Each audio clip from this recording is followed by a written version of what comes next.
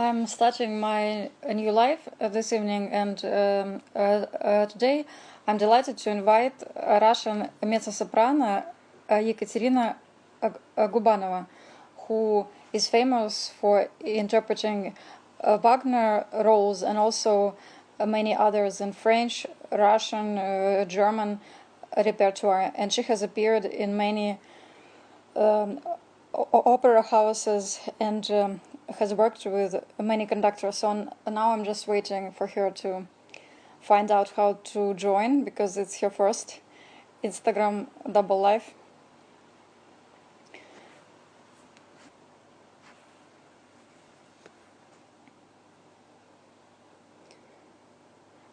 We might have to start again because Ekaterina has never tried how to do it. Oh, yes, I see her.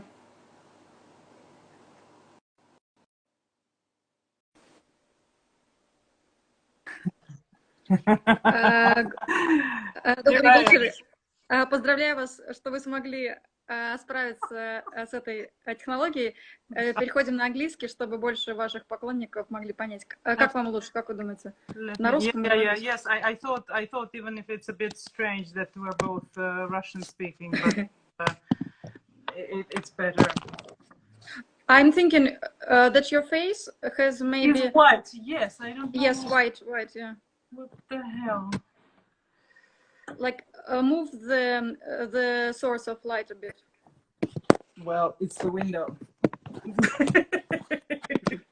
I don't know what to do, damn it.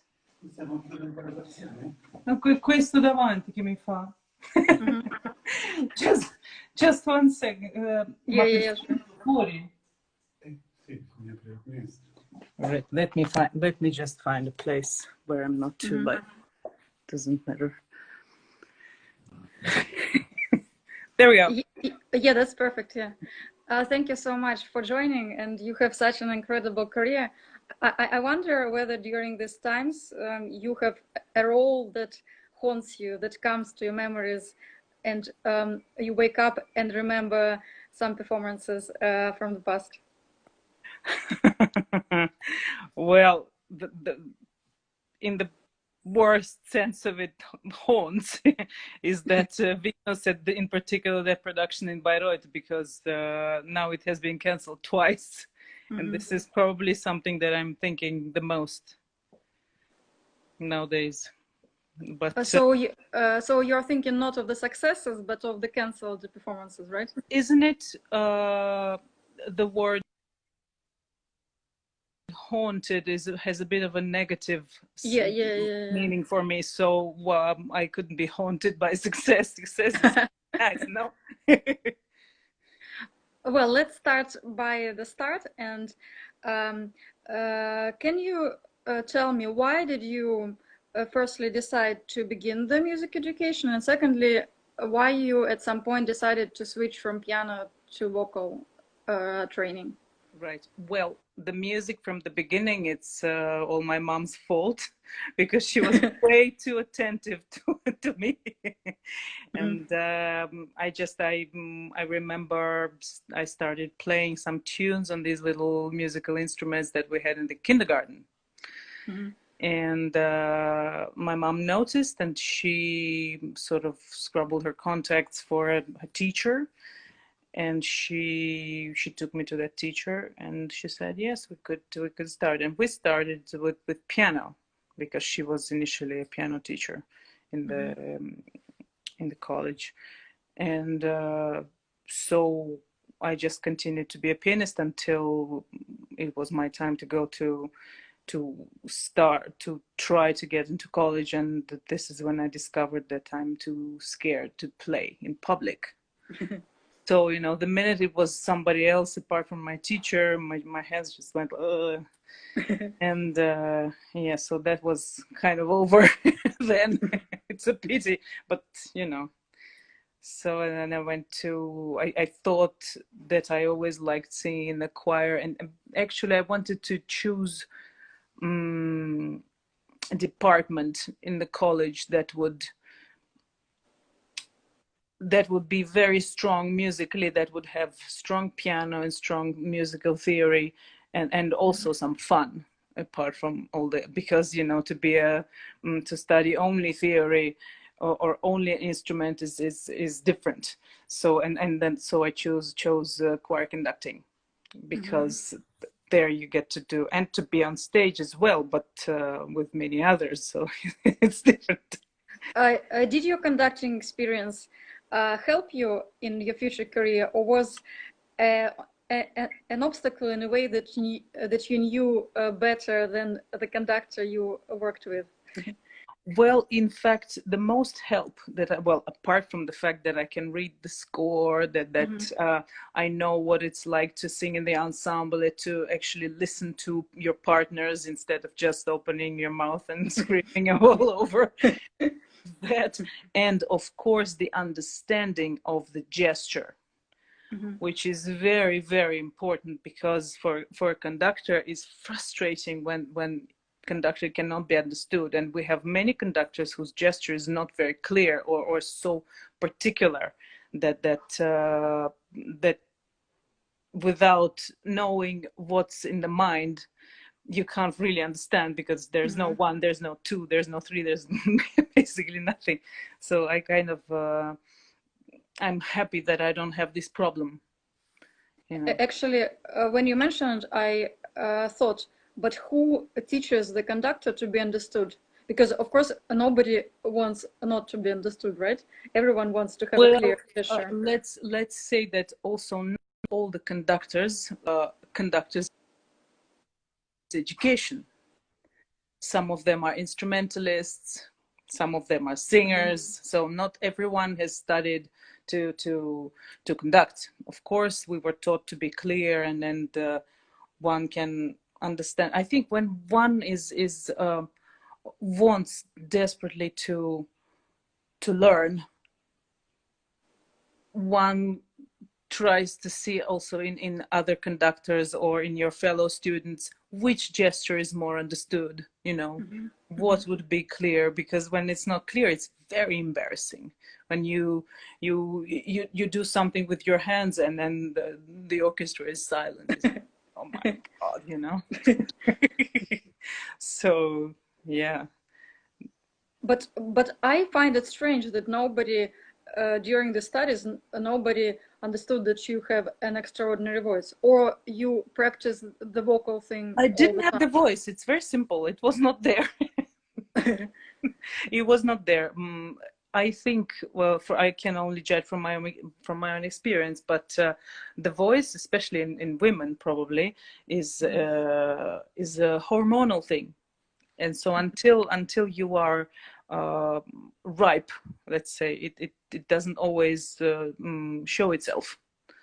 So in me, it was, I was singing in the choir, but I was not given any solos or anything like that, because the voice was unclear. It was husky. You know, I could sing very pure, all the right notes and stuff, but it just wasn't there. There was no power, there was no focus, there was nothing. And then suddenly, when I was 17 and a half, it just came like, you know. Did it feel like, you know, there is this sequence in Tarkovsky film when the guy who started says, "Я могу говорить, I can talk." Did you feel like this? Yes, it was really extraordinary, especially when I started to study with the teacher, with Larisa Nikitina in the conservatory. It was like I've grown a third hand or something like this. It was a miracle. It was weird and so strange. And every time I would wake up in the morning, for example, I would run and try it, because it was, I could not believe that I had it.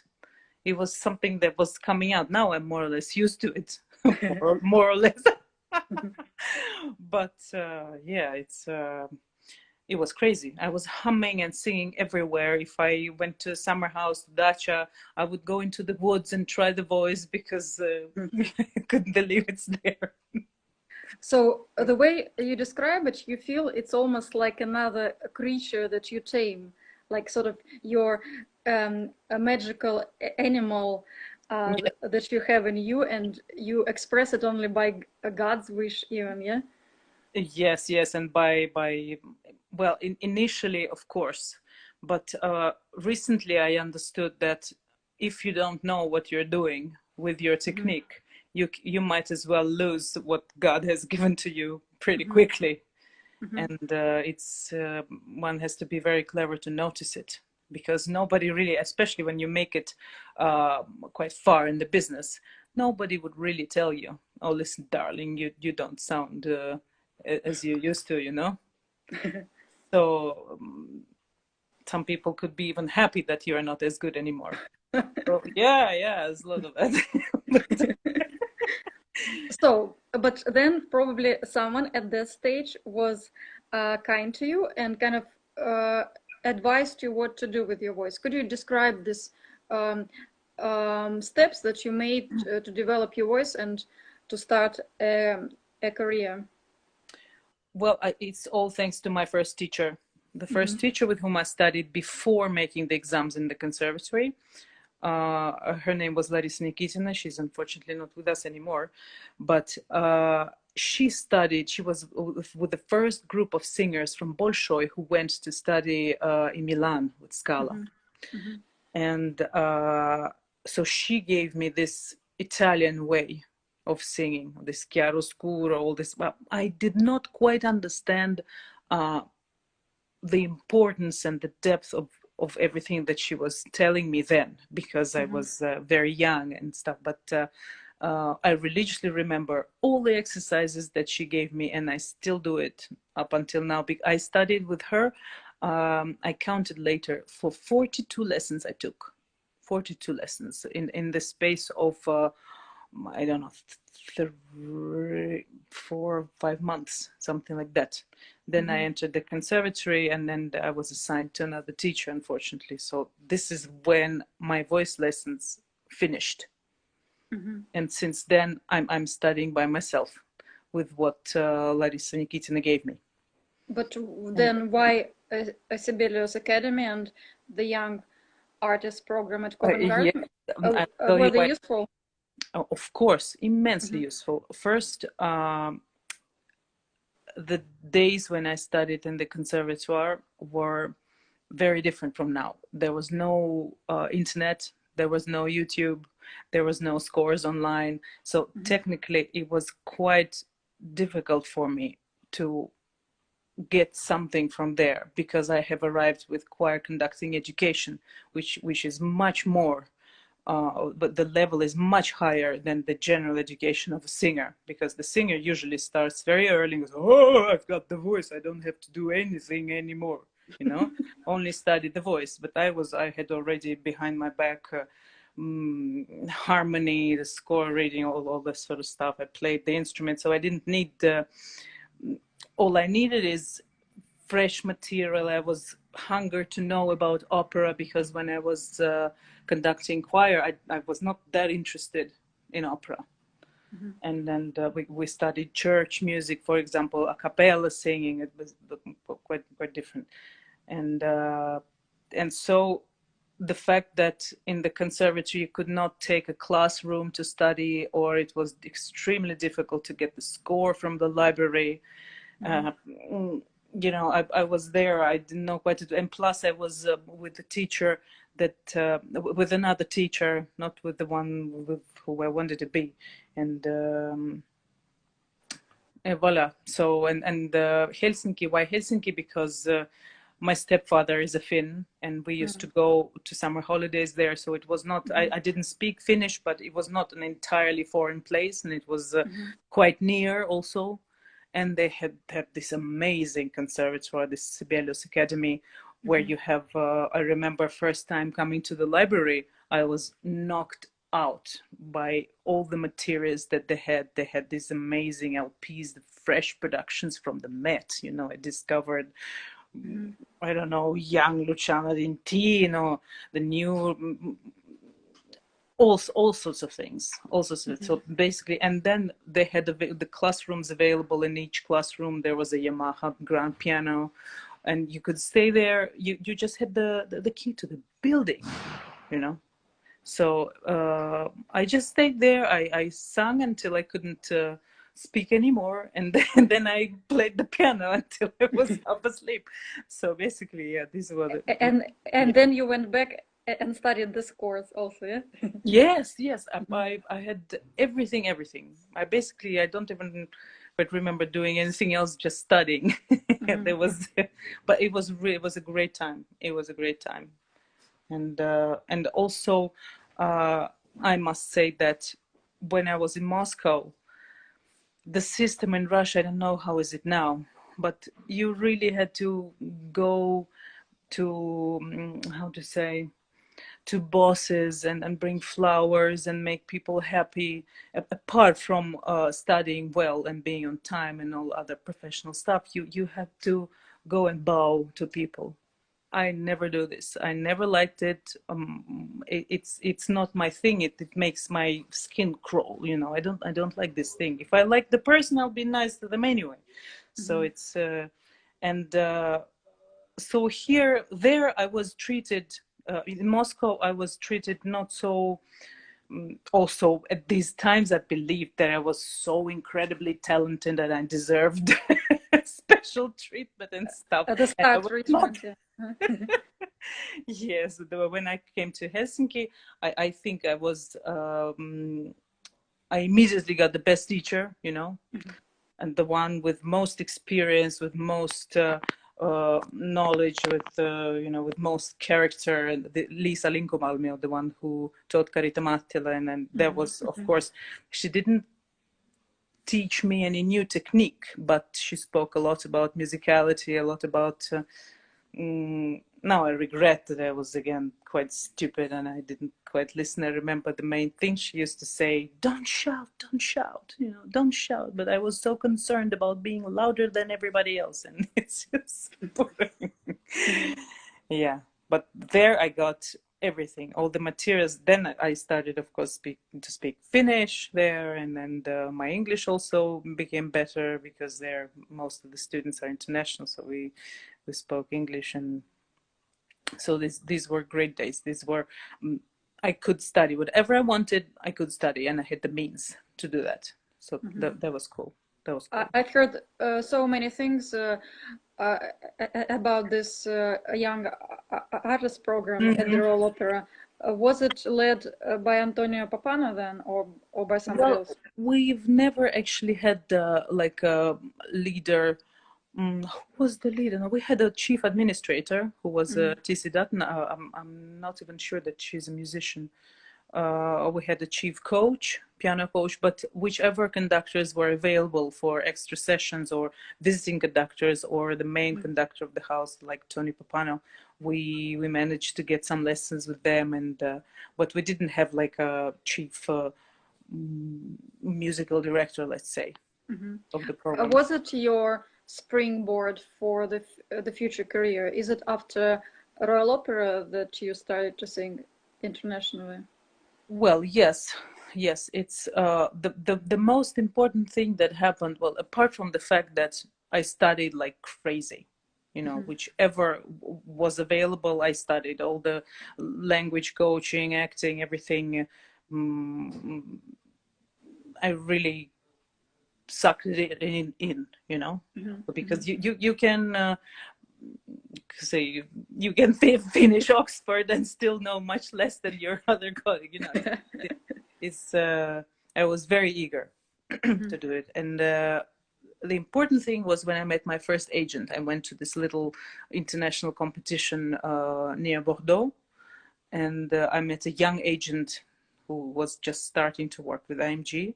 It was in my second year in Helsinki, and she advised me to go to the Young Artist Program. And then they helped me to develop the career. She was very intelligent. She didn't want to make a quick money on me, like they usually do. Usually what they want, the agents, they just put you everywhere, and then when your battery is gone, they just get another singer. But it's a crazy machine. They're trying, especially now when everything is so fast. They just make these shooting stars, and then you see in a couple of years, and they're no longer there. And I also got some crazy efforts in the beginning, offers in the beginning, and for which, thank God, I had the brain to say no. But actually, it sounds counterintuitive, because agent would be interested to have you as a client as long as possible. No, why are they not acting in your best interests? I actually don't know, but it's all money and business, and this is something that I don't really understand a lot about.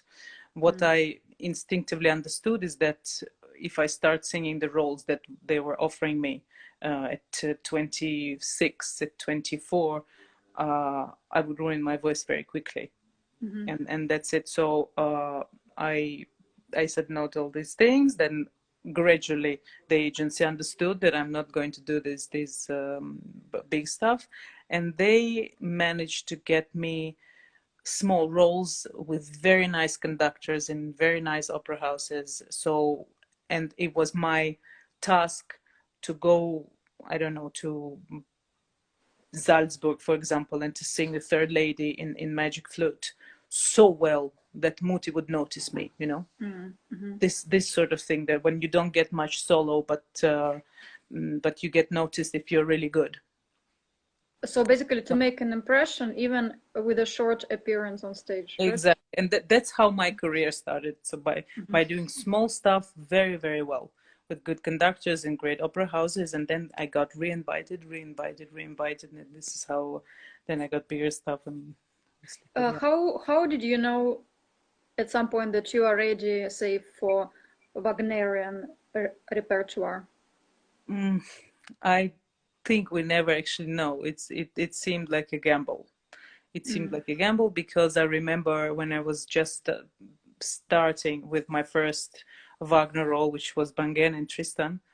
When I sang it through, I couldn't speak anymore. It was very, very daunting on the voice. Yeah, because when I started, I was 25 with this role. It's extremely young. Nobody does that.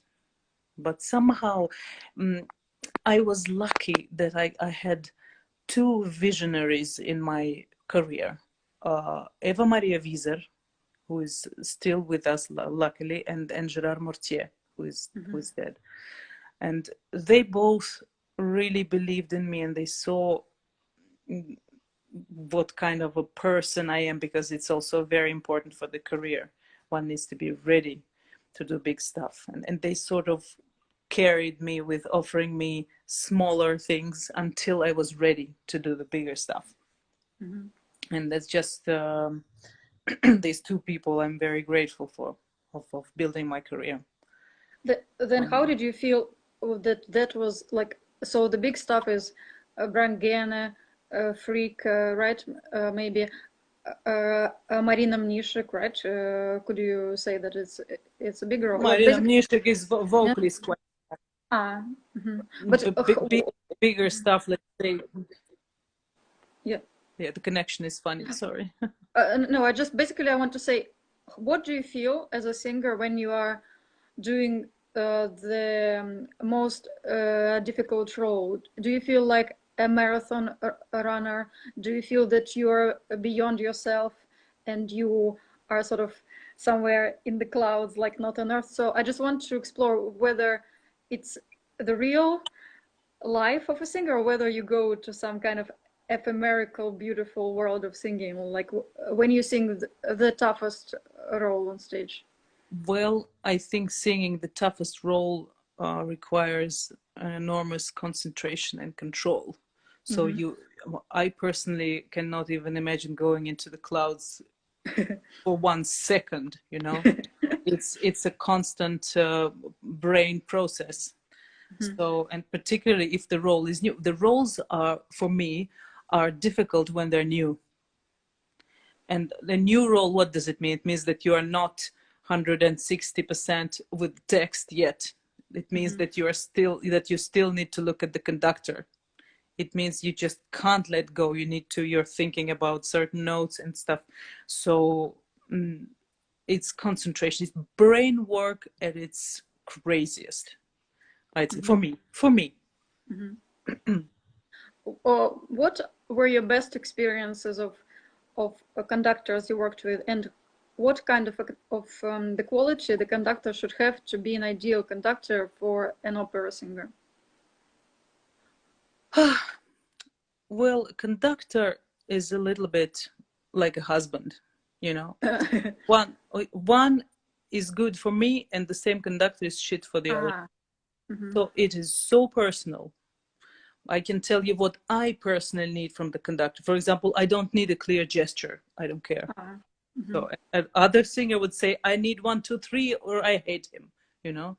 So for me, clear gesture is not important. For me, it's important that conductor really knows what he's doing and that he cares. Because there are some conductors who are, let's see how to say, проходящие, who don't really care about the music.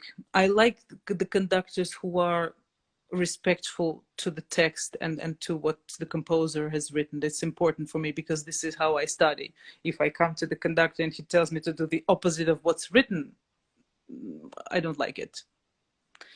Then I like the conductor who makes me feel at ease. And strangely, well, yeah, not only, I also like some conductors with whom I'm very nervous, but it's Could you name the real figures of the best conductors that you worked with? Well, the conductor, well, we are very lucky now that we have some young and very, very good conductors who care and whose hands are clear and who respect the music and with whom one actually also feel at ease. For example, Yannick Nézet-Séguin, who is now the main director at the Met.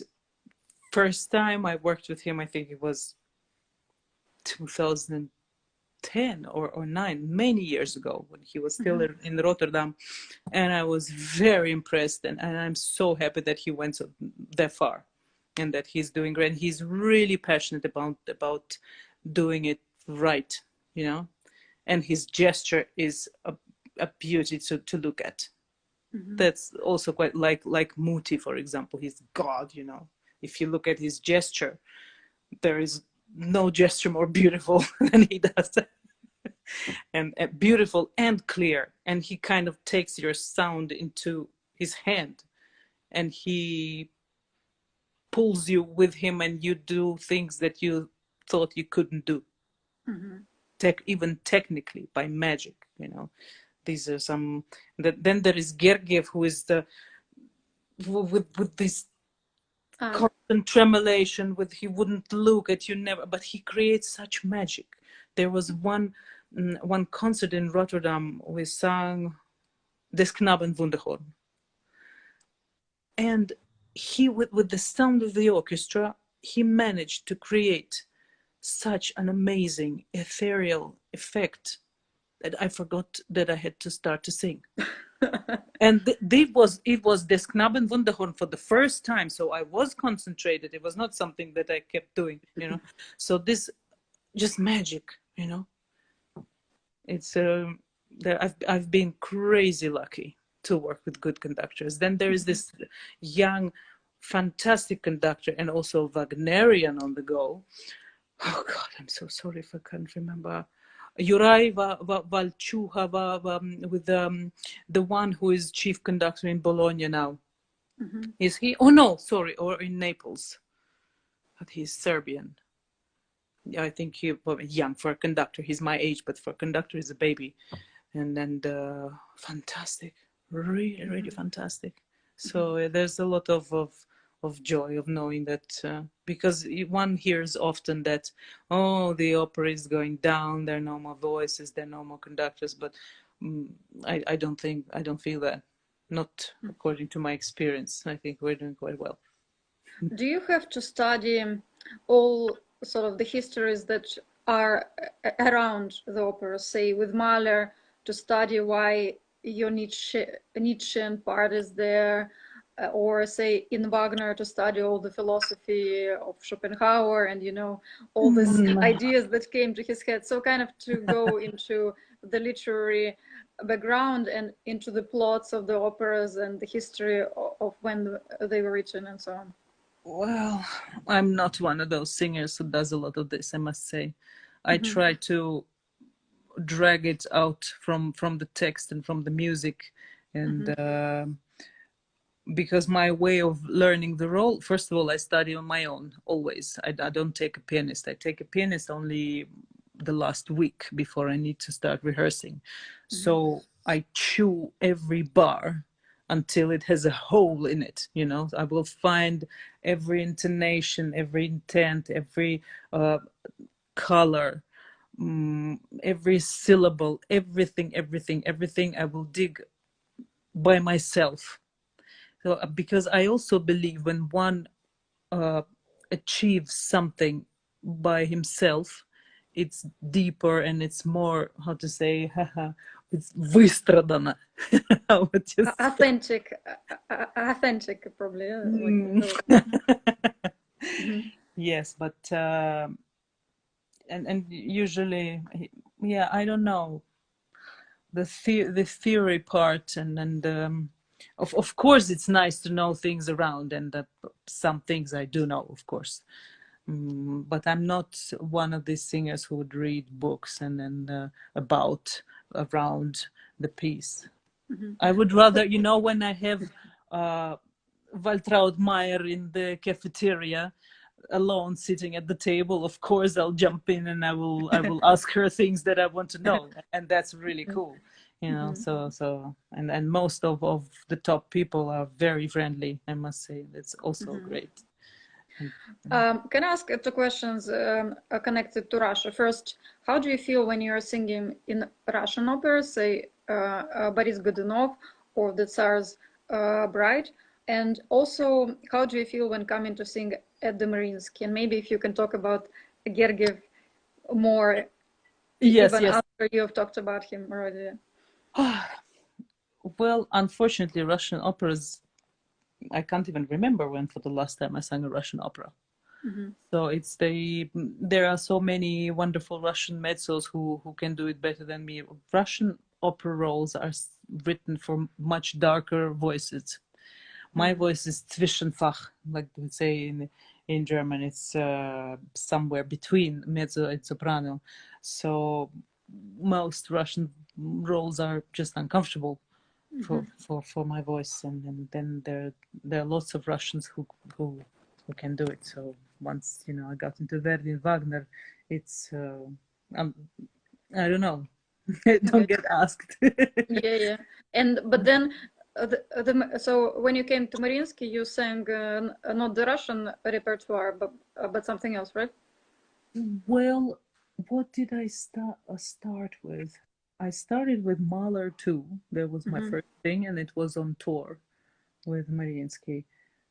Then, of course, I did Yevgeny Onegin. I did a couple of Pik Dam, but very swiftly. Then I went straight into Don Carlo, Aida, and stuff like that.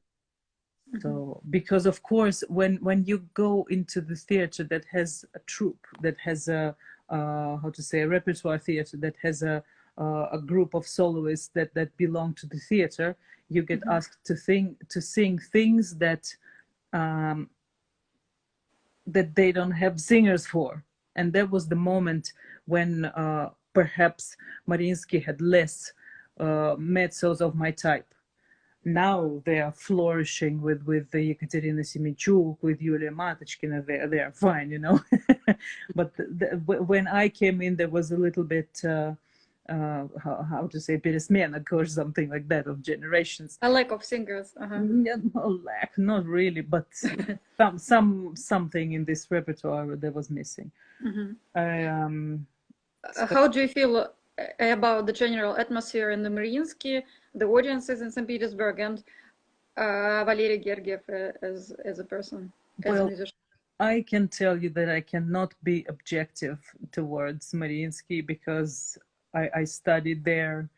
I started there, and then Gergiev was always so very kind to me and so supportive, and I have lots of friends there, and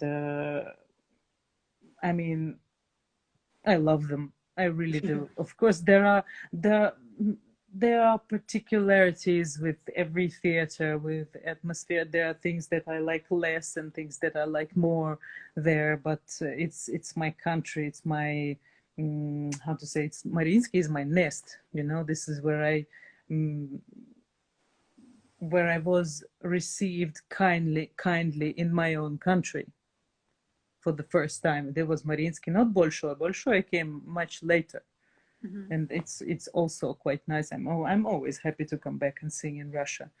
It, also because I have very little of it, so I appreciate more. I guess one has less of something if he wants more. So, so there Can you I go. ask a very strange question? Could you describe what you actually feel, maybe physically and emotionally? So let's say in the whole cycle of an evening of a very important and demanding opera, from the moment you come before the performance to the moment like you enter, you sing, and then you see the applause. Can you describe us what's happening in you? Well, first of all, I can tell you that each time is different. Is very different each time. Sometimes is a fight and you feel like you're going through the thorn bushes with your bare face, you know, from the beginning to the end. Because if you're not all right, if you're not feeling fine, or if you're a little bit under the weather or something like that, and you have a challenging role to sing, even doing makeup is a torture. I always do makeup by myself, so I can. And then, on the other hand, if you are in a great shape and you're in a good voice and you're healthy and then everything around is good, it's like a feast. You enjoy, you prepare. Something starts building inside. You know, you come out to. It's it can be a torture and it can be a joy. It's not like, and usually for me, each performance has, it can be a bit wavy. It's not like if you take a long role when you're everywhere, like, I don't know, like Don Carlo, for example, you jump on the first aria and it goes quite well, but then in your second scene, I'm not completely happy with all I've done, so it goes a bit lower. Then you're happy with Odon Fatale, it shoots up. You know, it's all wavy. It's very rare when the performance goes evenly amazing for me, because I'm terribly self-critical, terribly. It's it's But are you self-critical after the performance, or even when you're singing also? when if every second. Every second, each syllable that comes out of my mouth is being scrutinized immediately. It's very tiring. It's very tiring. Can you switch this person off? No? No, but what can switch this person off is that, for example, if I have some big trouble outside of work, then you just let go and you sing automatically and you don't even know how it went. But these things are rare, however. Usually I manage to leave things outside of the theater when I get into a show. Which opera houses and which concert halls you have special relationships with? What are your favorites that you like entering into and you now look forward to being in?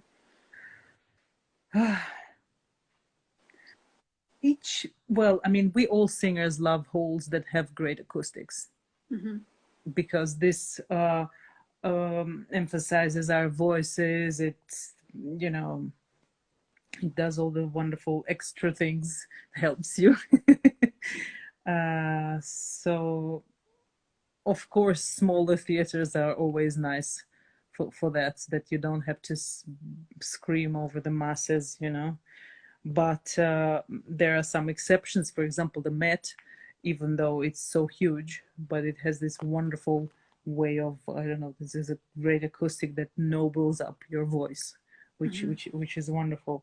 So yeah, but I love many theaters. I love Bastille, Opera Nationale de Paris. I love, of course, Mariinsky is like being at home. Do you like old, like Mariinsky 1 or Mariinsky 2, or both? Both. It's like if you ask me if you like your son or your daughter, it's all the same. It's the same people. It's the people who make it. And then of course Mariinsky, because it's such a it has so much history in it for me personally. Also, when I go the old building, I go, oh my God, it's been, I don't know, well, let's not mention how many years. but it's great to yes.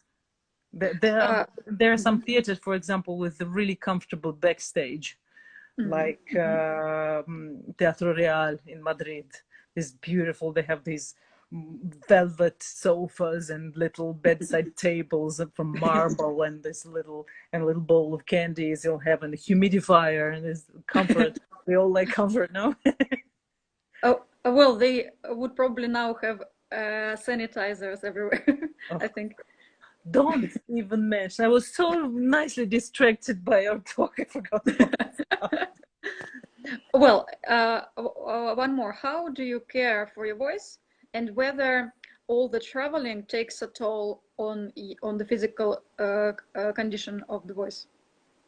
Of course. Well, the voice is. I always say that the voice is a very difficult instrument, because you cannot put it into the case and go party and go out party. Always with you. So if something bad is happening with your body, or if you're tired, everything, it responds. It always responds. On the other hand, it's so weird. Sometimes you're tired, you don't want to do it, and the voice responds to everything, and it just you sing like a goddess. And sometimes you think, yeah, now I go do it, and you go on stage and it's like shit, you know. So it's inexplicable. It's a dark horse, particularly I guess for women, for the hormones also, because sometimes I guess that you have sung all right, but your mood suggests otherwise. Well, but So in a way, you have to adjust to your voice, but you can't fully control and predict it, right? It's sort of unpredictable, as you said. One cannot predict. Yes, of course, you can't predict if you'll be. Maybe I'm the wrong person to ask, because I'm never pleased. I'm very rarely pleased, and it's really eating me, and I don't want to be like that. But I guess I cannot change it anymore, even if I would try. But taking care of the voice means taking care of your body, of your. It's a bit like you have to be like sportsman. You have to take care. I was struck by the fact that you said that like you kind of made the division between opera singers and sort of clever people who study scores and conducting. Oh, of course. And my question is whether you need physicality and emotions for being a singer, or whether intellect is also important. Well, I can tell you, the higher you shoot in the business, the more you find intelligent people with good education and stuff. It's at the bottom that there are these people who can barely read the music and just speak loudly in corridors, you know, the things like that.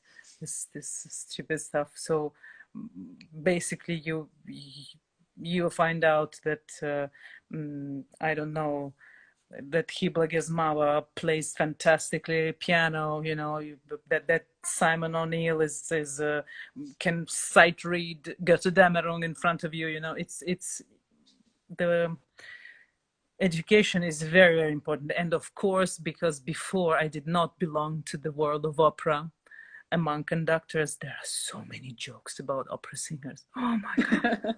Oh my god. I don't know, I never tried to translate them, but we used to really, how to say, to really make fun of opera singers. But they are well, actually now I remembered Esa-Pekka Salonen having a talk, and he compared tenors to ski jumpers. The less you think, the better.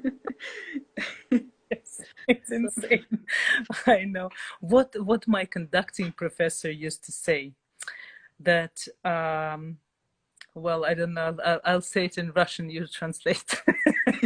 что вокалисты — это старые клоповые шкафы, которым Господь Бог дал луженую глотку, а взамен отнял все остальное. I think it's better left untranslated. But this is what I grew up with, you know, and all these stupid fat people who go, whoa, whoa, whoa, whoa, and I used to make fun of that, and then suddenly I was one of those, you know. So basically, my task in my career was to become an intelligent, educated, deep singer, not one of those клоповых шкафов. So as to prove that your teacher was wrong by yes, by your life by experience. existing. Yes, exactly. Well, I as an audience member am always interested where the glamour side of the backstage exists. Could you tell us whether there are fans with flowers and presents, whether you are treated like a luxury star when you travel to opera houses and so on? It depends on each engagement. Usually, if it's a big concert, for example, that is well sponsored and stuff, then you even get to write a list of what you want in your dressing room. I mean, of course, if you ask the same question, if you do the same question to Anna Netrebko, I'm sure she will have a lot to say. I'm quite modest. But of course, I have some really nice fans that bring presents and flowers, and it's all very, very touching, and it's wonderful. It's a nice part of work, let's say. But not always. When you're knackered and you want to get home and you want to take all the paint off and just sleep, and you come out from the stage door and you still have to smile a lot, take a picture, because people are nice. They want to get close to the artist, and that's for me it's very difficult. Very difficult. But I understand that it such as works. It's like work prolongs itself a little bit. Are there roles that you feel that you are now ready for, and maybe you have used this difficult time on learning these new roles? If you can share them with us. I'm learning Ortrud from Lohengrin. This is the step up from all the Wagnerian stuff that I'm doing. So yeah, and it's difficult to study it, to do it, Wagner particularly, because it's so detailed. And but I enjoy the fact that I have such a long time to do it. I'm not in a rush. So basically, I'd go through a page. It's an hour a page, let's say. It's and I like it, and then I go a bit forward, then I come back, and it's nice to have all this free time. In fact, I'm enjoying this. I just wanted to be, how to say, I want to see the end of it.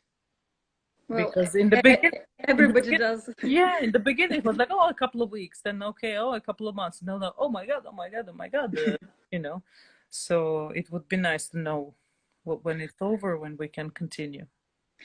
I've attended many rehearsals of Esa-Pekka Salonen, and I wanted to ask you, you worked with him on Stravinsky's Oedipus Rex. Yes. Could you describe the experience, and what's his specifics as a conductor? Well, mostly, I mean, Oedipus was only a couple of concerts, but we did Bluebeard's Castle with him, so that was most of the work that we did together.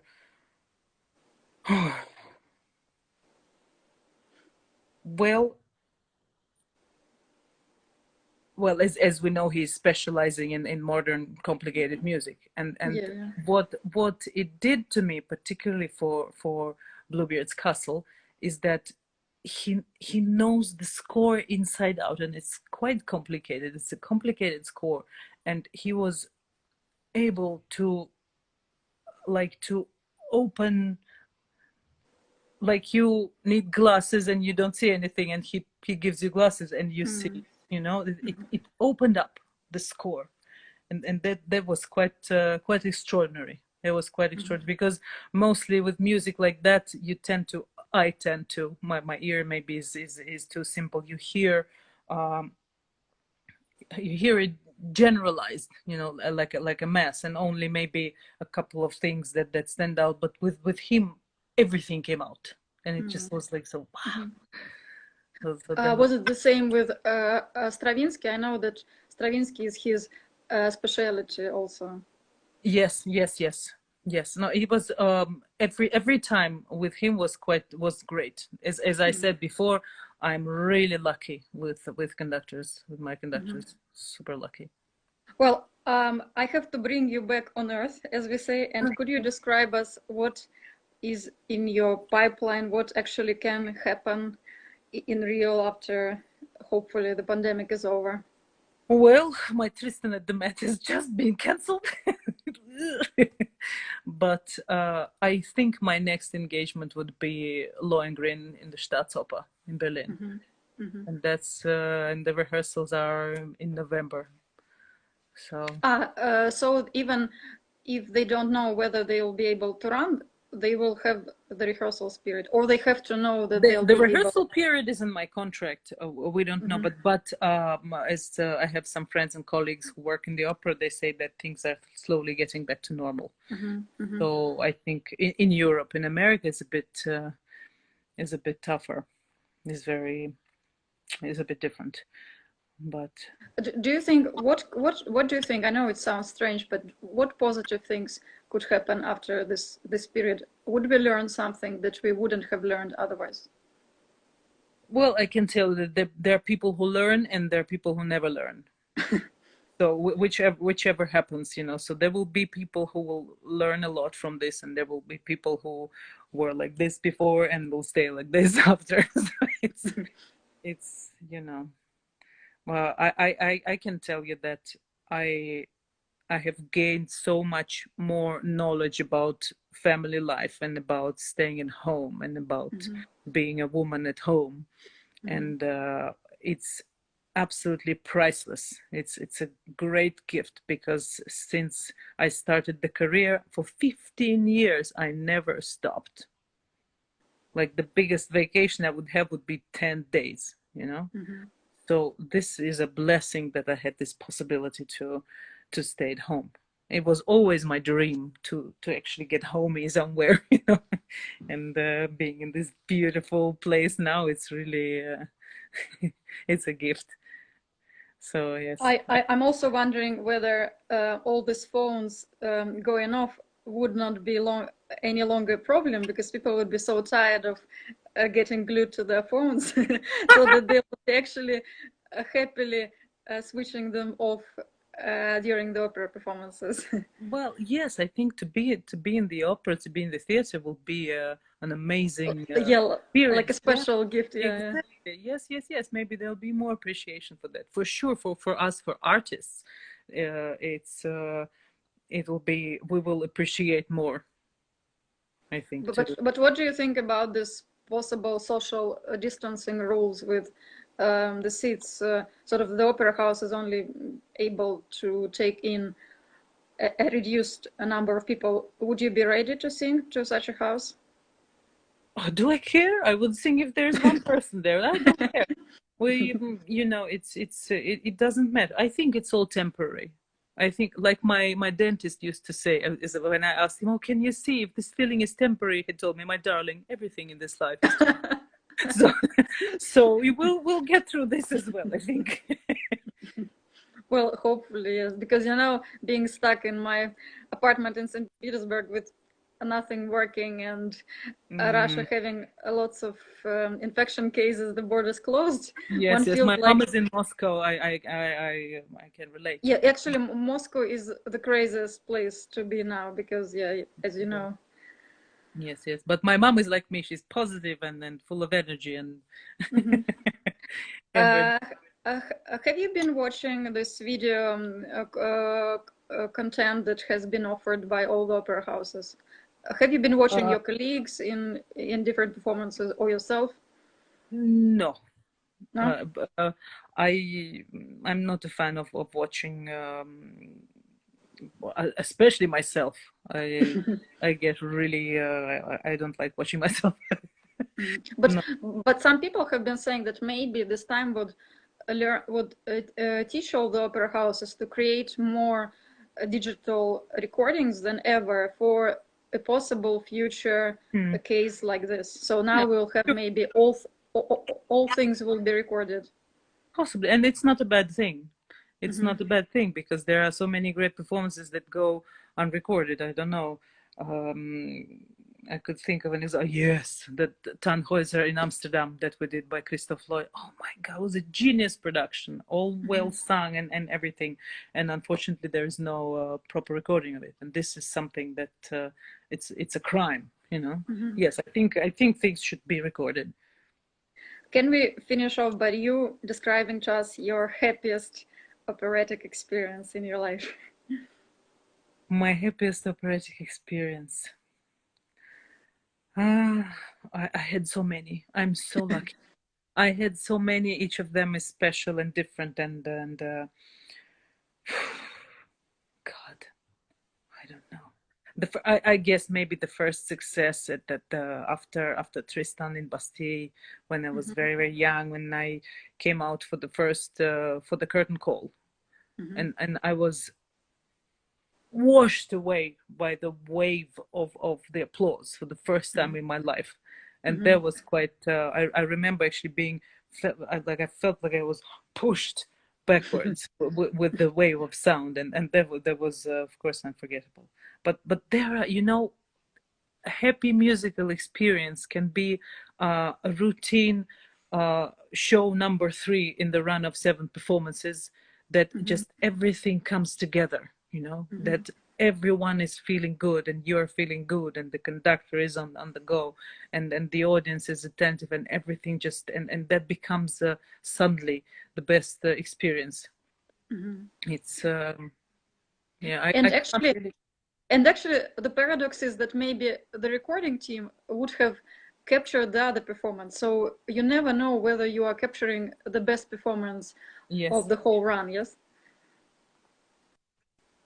Yes, Yeah. of course. But sometimes some theaters take it more seriously. They make rehearsal recordings and then they patch a version. For example, if it goes on DVD, then they take care a little more.